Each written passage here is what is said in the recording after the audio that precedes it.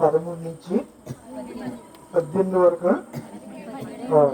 యెహోవా ఎంతో అపరముగా వారు నాకు ఏర్పరిచిన క్రయధనమును కుమ్మరికి పారవేయమని నాకు ఆజ్ఞ ఇయ్యగా నేను ఆ 30 తులముల వెండిని తీసుకుని యెహోవా మందిరంలో కుమ్మరికి పారవేసితిని. అప్పుడు బంధమును బట్టి నా 2వ కర్రను తీసుకుని యోధా వారికి ఇశ్రాయేలు వారికి కలిగిన సహోదర బంధమును భంగము చేయనట్లు దాన్ని విరిచితిని.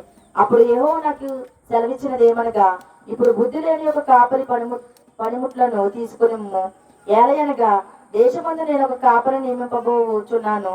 అతడు నశించుచున్న గొర్రెలను కనిపెట్టడు, చెదిరిపోయిన వాటిని వెదకడు, విరిగిపోయిన దానిని బాగు చేయడు, పుష్టిగా ఉన్న దానిని కాపుకాయడు గాని క్రొవ్విన వాటిని మాంసమును భక్షించు వాటి డెక్కలను తొత్తినీలుగా చేయుచుండును.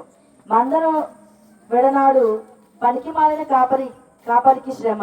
అతని చెయ్యి కుడి కన్నును తెగవేయబడును, అతని చెయ్యి బొత్తిగా ఎండిపోవును, అతని కుడి కంటికి దృష్టి బొత్తిగా తప్పును. అలాగనే